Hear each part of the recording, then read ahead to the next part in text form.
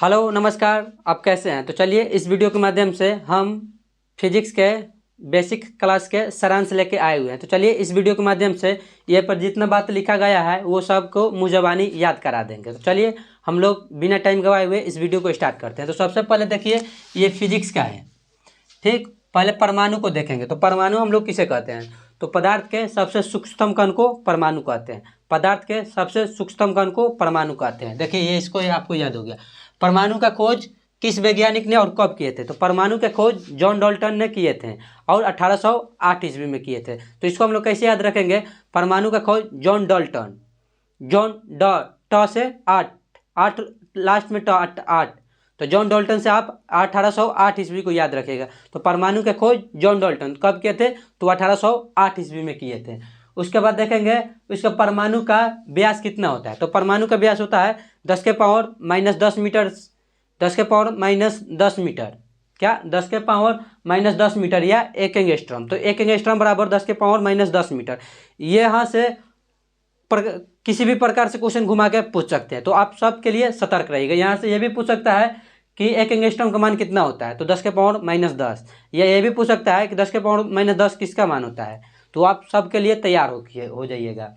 उसके बाद परमाणु के खोज, तो परमाणु के खोज कौन किए थे, तो परमाणु के खोज रदरफोर्ड किए थे। क्या परमाणु के खोज रदरफोर्ड, सॉरी नाभिक के खोज, नाभिक के खोज रदरफोर्ड किए थे। परमाणु के खोज जॉन डाल्टन कब, 1808 ईस्वी में, ठीक। नाभिक के खोज रदरफोर्ड, क्या देखिए फोर्ड जब फटेगा तो वो नाभिक से फटेगा।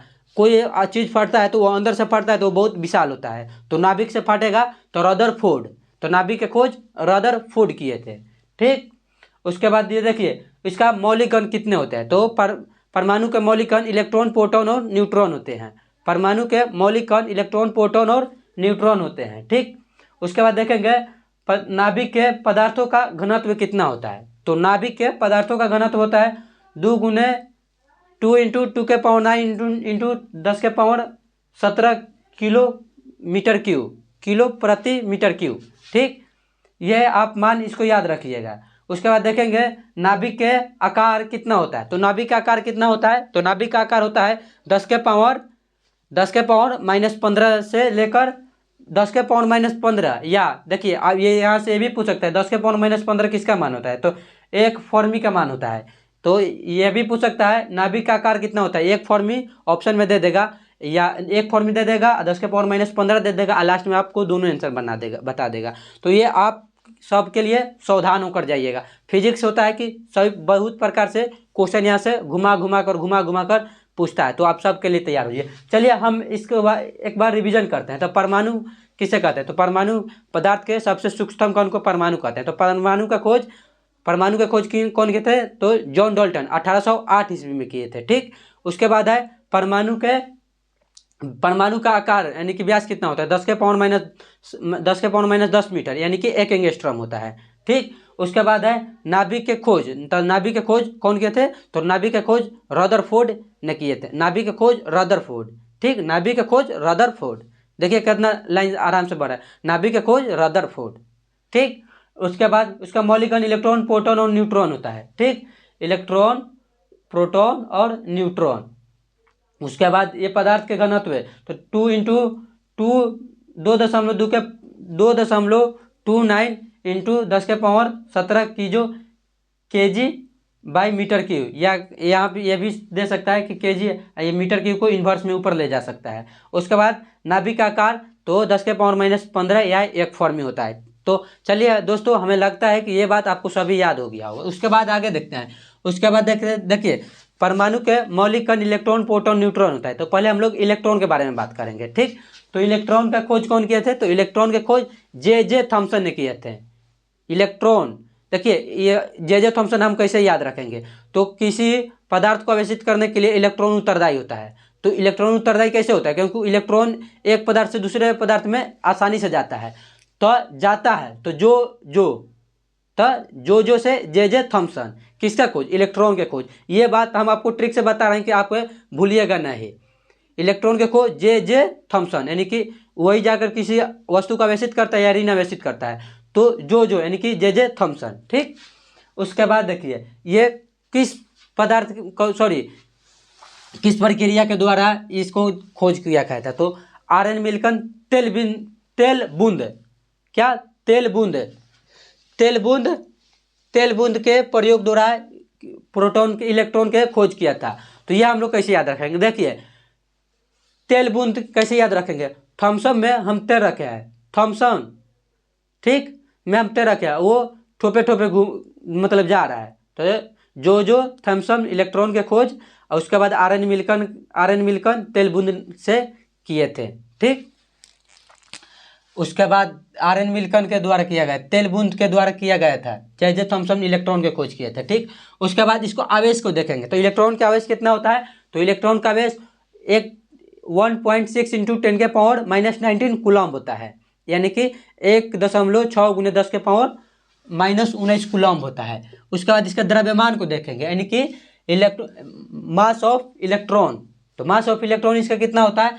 तो 9.1 इंटू 10 के पावर -31 kg होता है। तो द्रव्यमान को हम लोग kg में मापते हैं, तो यहाँ द्रव्यमान kg में होगा। ठीक, उसके बाद देखिए इसको सीजीएस पद्धति में कैसे, सीजीएस पद्धति में इसका मान कितना होता है? तो सीजीएस पद्धति में इसका मान होता है 4.8 इंटू 10 के पावर -10 ESU। ESU का मतलब क्या होता है? ESU का मतलब होता है स्टेट कूलम्ब।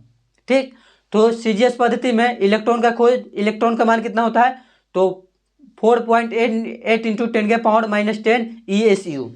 ठीक, उसके बाद देखिए E3D का मतलब क्या होता है? तो जो इलेक्ट्रॉन बना होता है वो 3 डाउन क्वार्क से मिलकर बना होता है। तो अब डाउन क्वार्क का मान कितना होता है, हम इसको बारे में भी बात करेंगे आगे चल के। ठीक, उसके बाद इसका विशिष्ट आवेश का मान कितना होता है? तो विशिष्ट आवेश का मान को ऐसा, विशिष्ट आवेश का मान के पहले मात्रक देखेंगे। तो कूलम्ब प्रति केजी, यानी कि कूलम्ब प्रति केजी इसका मात्रक होता है। तो हम इसका मान होगा 1.8 इंटू 10 के पावर 11 1.8 इंटू 10 के पावर 11 कूलम्ब प्रति केजी किसका हो गया? तो इलेक्ट्रॉन के क्या हो गया? विशिष्ट आवेश हो गया। ठीक, तो चलिए हमारा उम्मीद है कि ये भी बात आपको सबको याद हो गया होगा। उसके बाद ये हम लोग बाद में देखेंगे। उसके बाद देखिए इलेक्ट्रॉन को हो गया, तो हम लोग प्रोटॉन के बारे में बात करेंगे। तो ठीक, प्रोटॉन में क्या है? तो प्रोटॉन के खोज कौन किए थे? तो प्रोटॉन के खोज गोल्डस्टीन ने किए थे। तो ये हम लोग कैसे याद रखेंगे? ठीक, इलेक्ट्रॉन तो एक पदार्थ से दूसरे पदार्थ में जाता है तो जो थॉम्सन, जे थॉम्सन। ठीक, इसको याद हम लोग कर लिए। उसके बाद हम लोग प्रोटॉन के कैसे याद रखेंगे? तो प्रोटॉन परमाणु को नाभिक के केंद्र में रहता है, प्रोटॉन और न्यूट्रॉन। ठीक, तो ये केंद्र में बैठे रहेगा। तो केंद्र में रहेगा, कौन रहेगा? तो प्रोटॉन केंद्र में रहेगा। तो उसको देखिए सोना को, यानी कि गोल्ड को हम लोग केंद्र में, यानी कि तिजोरी में बन के रखते हैं। गोल्ड को हम लोग कहाँ रखते हैं? तो तिजोरी के अंदर। तो यहाँ पे समझ लीजिए कि जो प्रोटॉन है ये एक सोना के समान है। तो हम ये कहाँ रहेगा? तो ये नाभिक के अंदर रहेगा। तो नाभिक के अंदर रहेगा, तो इसको हम लोग कैसे याद रखेंगे? तो कि प्रोटॉन के खोज गोल्डस्टीन। ठीक, प्रोटॉन के खोज गोल्डस्टीन। इसका हम लोग आवेश, तो सबका आवेश 1.6 इंटू 10 के पावर -19 कूलम्ब है। ये कॉमन बात है ये सब का। उसके बाद इसका द्रव्यमान में अंतर होता है। तो इसका द्रव्यमान कितना है? तो इसका द्रव्यमान हो गया 1.673 इंटू 10 के पावर -27 kg। क्या? -27 kg। ठीक, इसका हो गया द्रव्यमान। किसका द्रव्यमान? प्रोटॉन का द्रव्यमान। इसका सीजीएस पद्धति में इसका मान क्या होगा? यहाँ ESU छूट गया, स्टेट कूलम्ब। ठीक, तो 4.8 इंटू 10 के पावर -10 ESU। ठीक, स्टेट कूलम्ब। उसके बाद देखिए इसके विशिष्ट आवेश का बात करेंगे। तो विशिष्ट आवेश का मान इसका कितना होता है? तो 9.6 है इंटू 10 के पावर 7 कूलम्ब प्रति केजी। ठीक, उसके बाद देखिए जो प्रोटॉन बनता है 2 अप क्वार्क 1 डाउन क्वार्क से मिलकर बनता होता है। अप क्वार्क का मान कितना होता है? तो 2e/3। ठीक, उसके बाद देखिए डी का मान कितना होता है? तो डी का मान होता है -e/3 -e/3। ठीक, डी ऑफ यू क्वार्क का मान कितना होता है, तो 2e/3 और डी क्वार्क का मान होता है -e/3। ठीक, उसके बाद हम लोग आगे देखेंगे। आगे में क्या है, मास ऑफ प्रोटॉन। तो मास ऑफ प्रोटॉन किसके बराबर होगा, तो 1839 मास ऑफ इलेक्ट्रॉन के बराबर होगा। 839 मास ऑफ इलेक्ट्रॉन के बराबर एक प्रोटॉन होगा। ठीक, उसके बाद देखिए ये हम आप लोग को इसी वीडियो के माध्यम में लिख भी सकते हैं, लेकिन आपको टाइम बचाते समय बचाकर चले हैं।